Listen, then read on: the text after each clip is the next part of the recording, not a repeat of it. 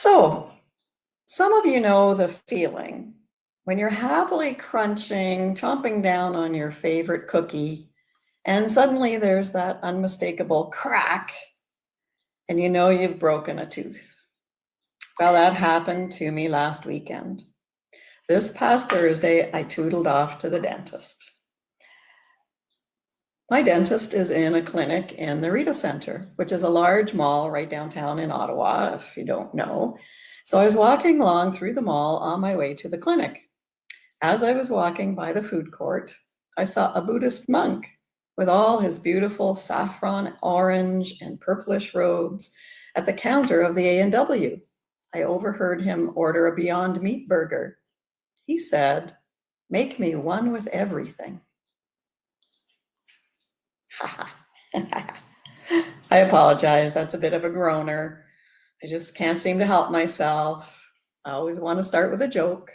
It's a bit of a compulsion, really. Anyway, what I really want to talk to you about today is mysticism. When I say the word mysticism, people have all kinds of ideas about what that could mean. What is a mystic? So here's a working definition that I'm going to use. There's many ways, as I said, but in general, a mystic is someone who is open to, and every so often has, direct experiences of God in their life. What is a mystical experience? Again, lots of people have talked about this. I believe that all of us have mystical experiences, whether we call them that or not. They can be big or small. For example, what about premonitions? For instance, I always know if I'm going to win something. If I'm somewhere where door prizes are being given out, or when I used to be single and going to friends' weddings and the bride would throw the bouquet, I always knew when I was going to win. When I'm at a cashier and there are lottery tickets for sale, I always figure that if I'm going to win one of them, I will feel it calling out to me. Sadly, that hasn't happened yet. Many mystical experiences take place in nature. Have you ever been walking in nature and experienced a deep sense of peace or awe? I'd be very surprised if you haven't. A friend of mine told me about her recent trip to Newfoundland. She was all by herself and would drive to places of staggering beauty. And as she stood, looking out over the vista of ocean or mountains, tears would begin to trickle down her cheeks. Now, my friend is not a crier. She had no real context for understanding what was happening to her, but she had had time recently to bring spiritual practices into her daily routine. She'd started to feel excited about some spiritual movement within. However, simply driving around the island, she wasn't particularly thinking about spiritual things. What then was happening to her in those moments when the tears came? My own spiritual journey started with a mystical experience of nature. My apologies if you've already heard this story. I moved out to Jasper, Alberta, to get away from all of my problems and to find myself. I was in my mid-20s and had never had any religious or spiritual upbringing. There in the mountains, I decided I wouldn't think about all the problems in my life. I would simply hike in the beauty and serenity of the mountains. A strange thing happened on one of those hikes. I looked at the towering majesty of the mountains and suddenly thought, I'm so small. And then I thought, how can I think that my problems are so big when I'm so tiny on this earth?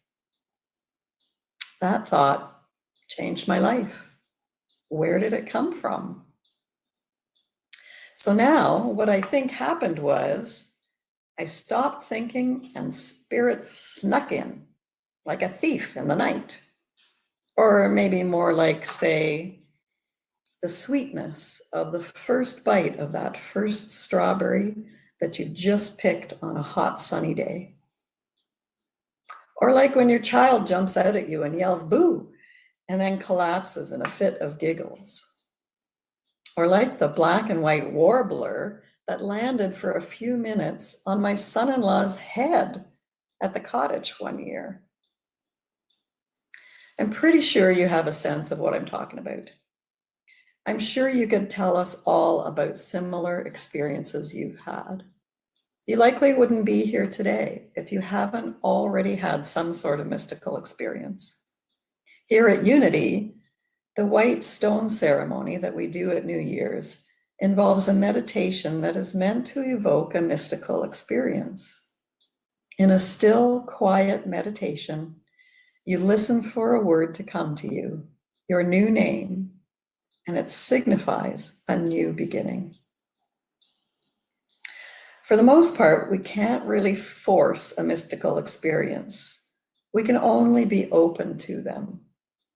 C.S. Lewis, who's mainly known for writing the Chronicles of Narnia, recounted his experience of just this sort of thing in his memoir called Surprised by Joy. Isn't that a wonderful title? If we can stop thinking, stop the whirlwind of thoughts that are continuously swirling in our heads, which I once heard our previous minister, Roxanne, call the itty bitty shitty committee, then we're open to the movement of spirit and joy within us. C.S. Lewis referred to them as stabs of joy. And don't we feel blessed when we experience them? So, is there a way that we can cultivate the spirit of joy? Are there tools and techniques we can use to open us to experiencing this joy more often? Yes, and you're probably already doing some of them. We call those tools our spiritual practices. A person's spirituality refers to their solitary search for and discovery of the divine. It involves the direct experience of God, which, as I've said, is the definition of mysticism. Spirituality derives from mysticism and from mystical experience. Being spiritual means you've made a personal commitment to engage yourself in a search for meaning, looking for your authentic self, looking for the movement of God in your life. Spiritual practices include meditation, yoga, periods of solitude, being in nature, music, chanting, mantras, walking, hiking, practicing an energy martial art like Tai Chi or Aikido. Books and teachers are helpful, but ultimately you must find your own path. So how do you discover the best spiritual practices for you? You listen in an attitude of receiving, and the grace of spirit will guide you.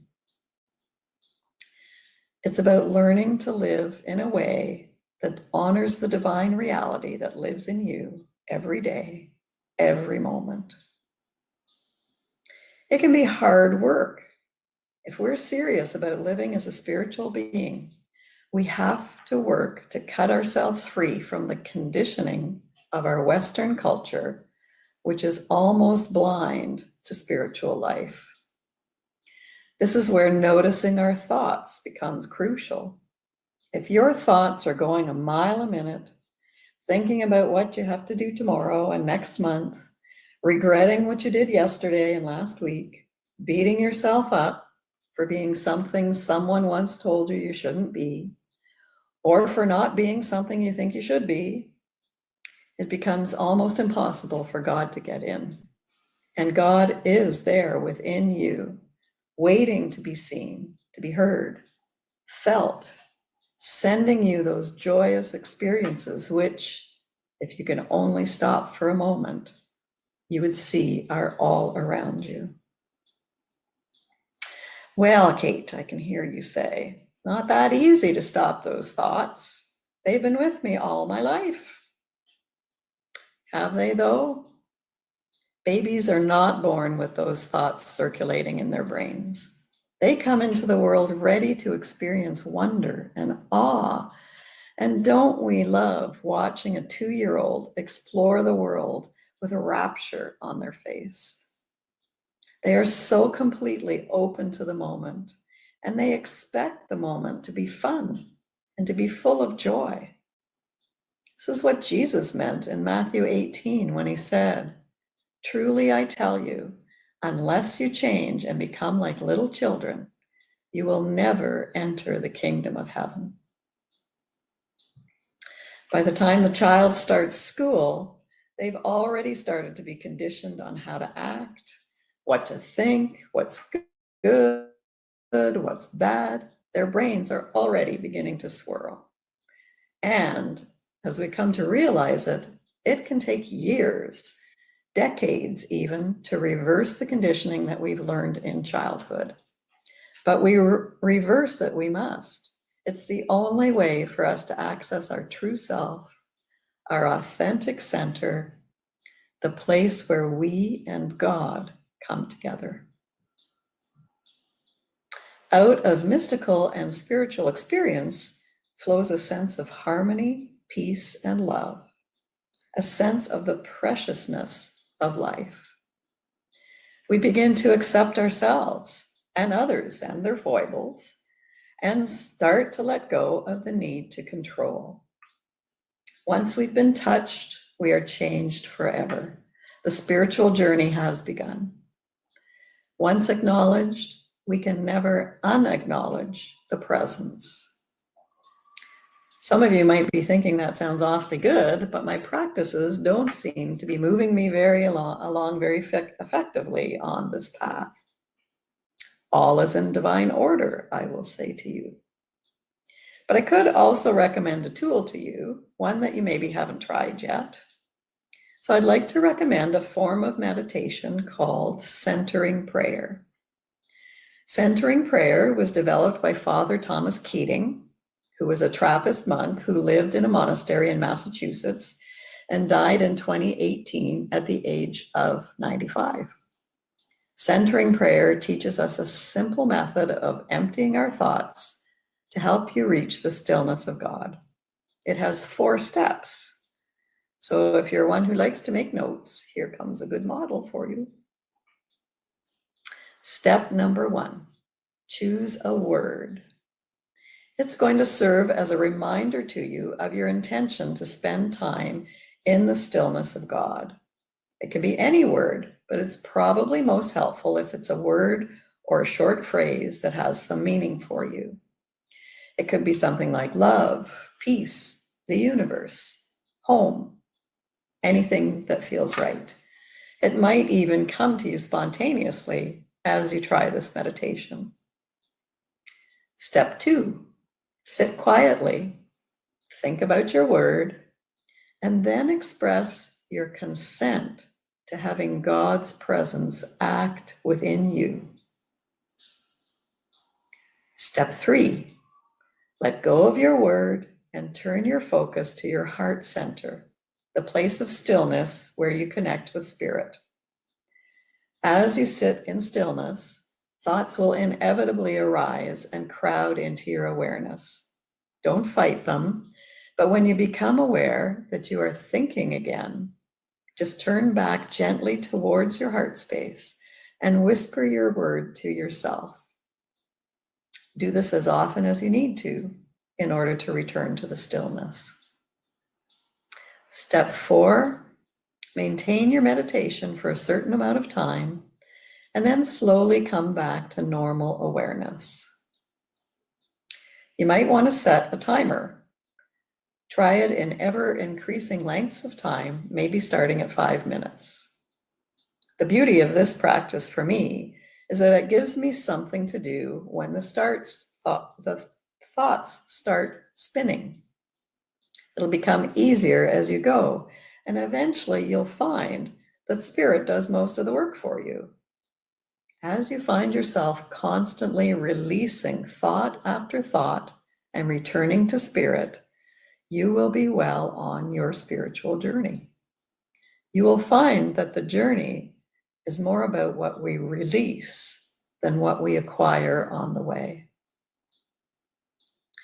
Another spiritual practice is walking in nature. Here's a quote from Unity co-founder Myrtle Fillmore. "Nature is surely the glorified face of God. See the beauty about you and see the manifestation of the infinite mind." I know many of you already know that being in nature can soothe the soul, make you feel renewed, lift your spirits, and open you up to peace and joy. Do you ever wonder why that is? Isak Dinesen wrote the book Out of Africa. In it, she tells a story about walking in the jungle and coming across a beautiful snake with gleaming skin of gorgeous colors. Later, a houseman who heard her raving about the beauty of the snake went out and killed the snake and made it into a belt for her. This caused her much dismay, and also in part because the beautiful shiny skin that had so captivated her was now dull and gray. The beauty had not been in the skin itself, but in the wonderful aliveness of the creature. Life energy. When we walk in nature, the life energy, or what we in Unity called God or Source or Spirit, is all around us. It's the aliveness of God moving in all creation. And of course, the movement of God is in us too. In his book, The Mystic Heart, author Wayne Teasdale talks about mystical experience and the mystic character. Mystical experiences are what happens to us when God reaches out to us. The mystic character is one that we actively, mindfully develop in order to cultivate our connection with God. Cynthia Bourgeot is an Episcopal priest who lives in Maine in the US and leads retreats and conferences all over the world. In her book, Mystical Hope, she tells us that as human beings, we are gifted with self-reflexive consciousness. This is our ability to look at ourselves from the point of view outside of ourselves, as if we can objectively see ourselves. Because of this, we think of ourselves as distinct and unique individuals. As far as we know, no other species on Earth has this ability. This allows us to describe ourselves like, I'm a cat person. I like to have order in my life. Or conversely, I love going to horror movies. It also allows us to mentally project ourselves into the future or to remember the past. We have imagination. We can problem solve. We can push ourselves to greater achievements. And therein lies the problem.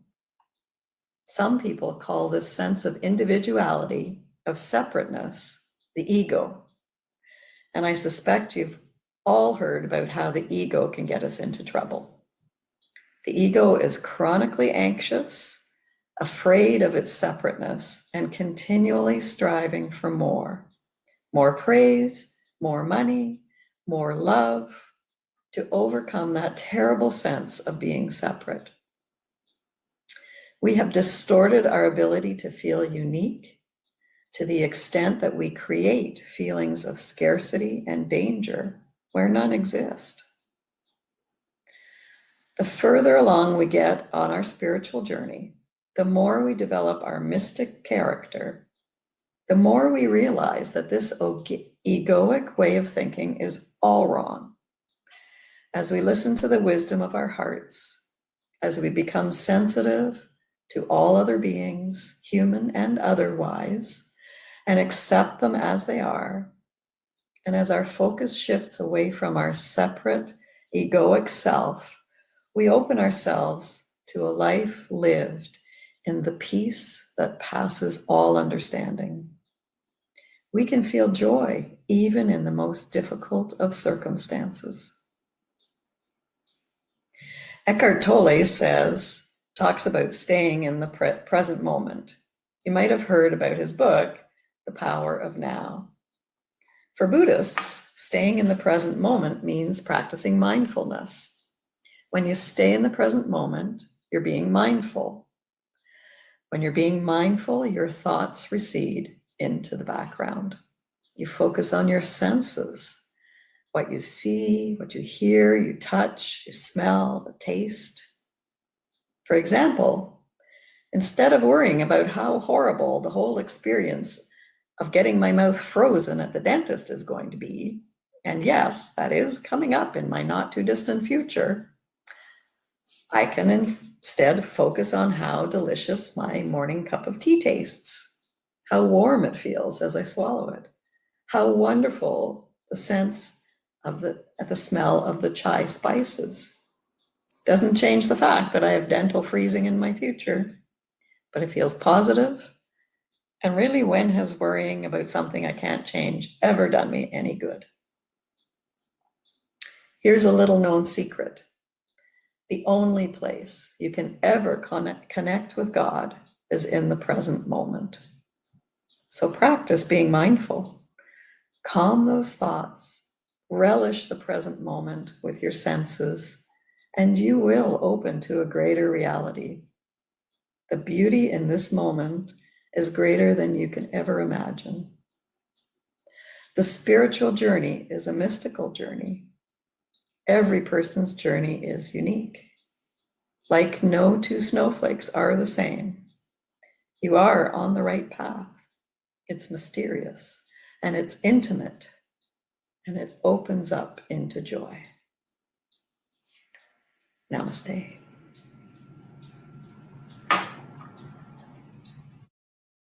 Please join me now in a meditation that I've prepared. Get yourself comfortable. Feel the chair underneath you. Feel the freshness of the air all around you. Feel your breath as you inhale and exhale. If you wish, please close your eyes. I'm going to read a poem by Mary Oliver. I'm going to read it 4 times, and each time I'll suggest a different way for you to listen for what it is saying. And then we'll pause in a brief silence. The poem is called Mindful. So if you're comfortable, for the first reading, please just listen to the words. Don't try to do anything else. Here's the poem. Every day I see or hear something that more or less kills me with delight, that leaves me like a needle in a haystack of light. It was what I was born for, to look, to listen, to lose myself inside this soft world, to instruct myself over and over in joy and acclamation. Nor am I talking about the exceptional, the fearful, the dreadful, the very extravagant, but of the ordinary, the common, the very drab, the daily presentations. Oh, good scholar, I say to myself, how can you help but grow wise with such teachings as these? The untrimmable light of the world, the oceans shine, the prayers that are made out of grass.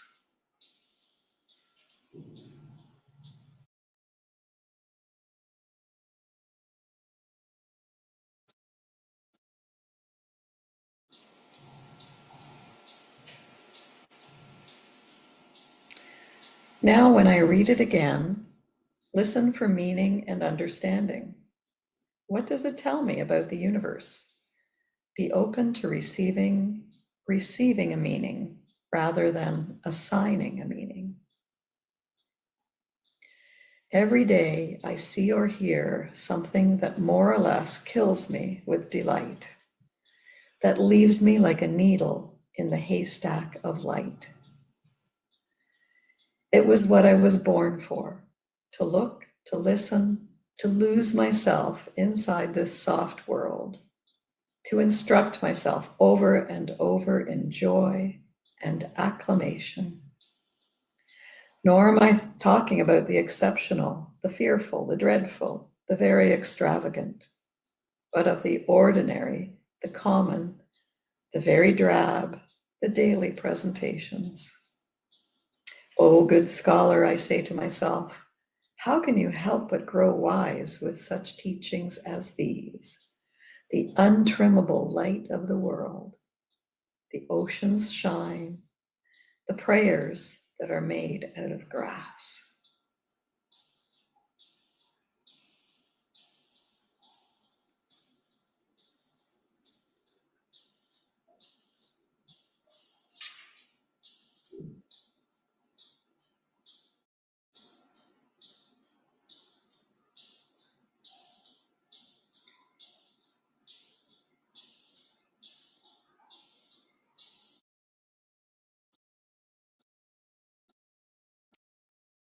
This time, pay attention to your emotional response. Listen deeply and share with spirit. Every day I see or hear something that more or less kills me with delight, that leaves me like a needle in the haystack of light. It was what I was born for, to look, to listen, to lose myself inside this soft world, to instruct myself over and over in joy and acclamation. Nor am I talking about the exceptional, the fearful, the dreadful, the very extravagant, but of the ordinary, the common, the very drab, the daily presentations. O good scholar, I say to myself, how can you help but grow wise with such teachings as these? The untrimmable light of the world, the ocean's shine, the prayers that are made out of grass.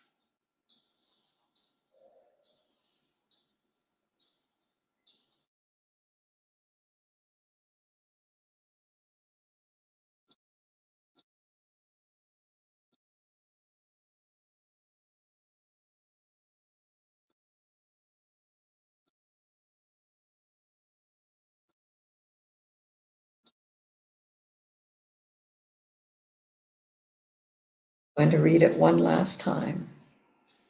Try to rest in a quiet, receptive silence. Let go of all your thoughts and images. Let spirit come to you. Every day I see or hear something that more or less kills me with delight, that leaves me like a needle in the haystack of light. It was what I was born for, to look, to listen, to lose myself inside this soft world, to instruct myself over and over in joy and acclamation. Nor am I talking about the exceptional, the fearful, the dreadful, the very extravagant, but of the ordinary, the common, the very drab, the daily presentations. O good scholar, I say to myself, how can you help but grow wise with such teachings as these? The untrimmable light of the world, the ocean's shine, the prayers that are made out of grass.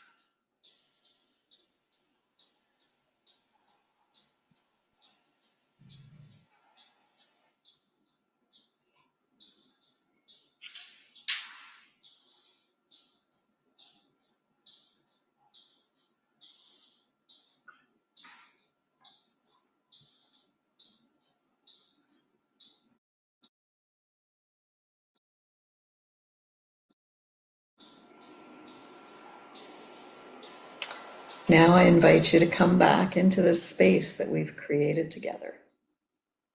Thank you for being here. Thank you for listening and for meditating with me. And thank you, Spirit, for this wonderful opportunity for connection. Have a wonderful day, everyone.